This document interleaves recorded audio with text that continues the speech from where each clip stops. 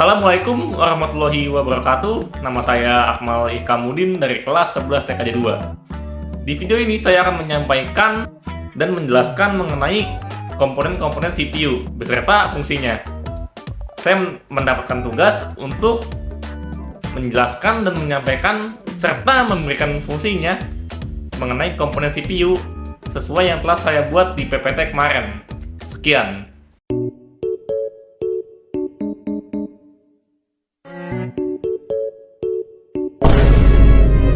Oke guys, sebelum itu saya akan menjelaskan apa itu CPU. CPU merupakan singkatan dari Central Processing Unit, yang merupakan sebuah otak dari komputer yang bertanggung jawab untuk mengolah data dan menjalankan program-program yang diperintahkan oleh pengguna. Dan CPU juga berfungsi untuk menerima dan melaksanakan perintah dan data dari perangkat lunak.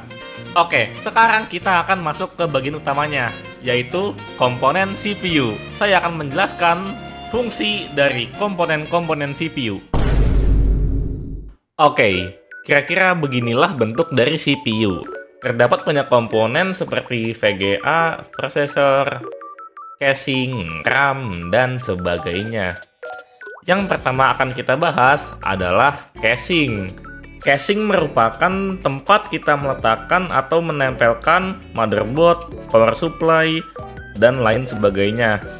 Casing berfungsi untuk melindungi berbagai komponen di dalamnya dari debu, panas, air, atau kotoran lainnya pada saat bekerja.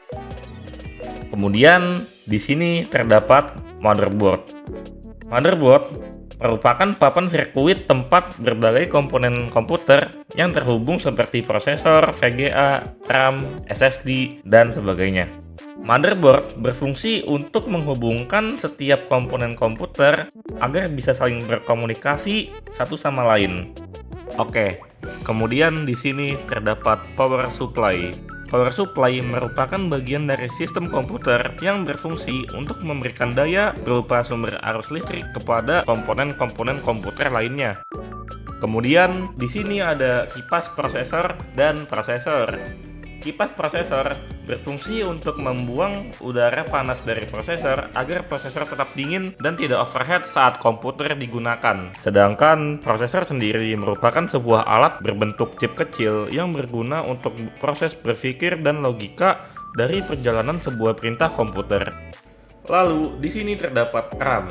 RAM merupakan singkatan dari Random Access Memory, dan RAM berfungsi untuk menampung data yang telah terproses oleh prosesor sebelum dialirkan ke bagian-bagian yang membutuhkannya. Kemudian, setelah RAM, di sini terdapat SSD. SSD merupakan singkatan dari Solid State Drive, yang merupakan perangkat yang dirancang untuk menyimpan data menggunakan serangkaian IC. Kemudian, di sini terdapat komponen yang bernama VGA. VGA merupakan singkatan dari Video Graphic Adapter. VGA adalah perangkat keras komputer yang berfungsi untuk menerjemahkan sinyal digital dari komputer menjadi tampilan grafis pada layar monitor. Selain itu, VGA juga mempengaruhi tingkat FPS yang tampil saat kita bermain game. Setelah VGA, di sini terdapat komponen kecil yang bernama baterai CMOS atau Complementary Metal Oxide Semiconductor, yang merupakan baterai yang digunakan oleh BIOS untuk tetap aktif meski tanpa aliran listrik.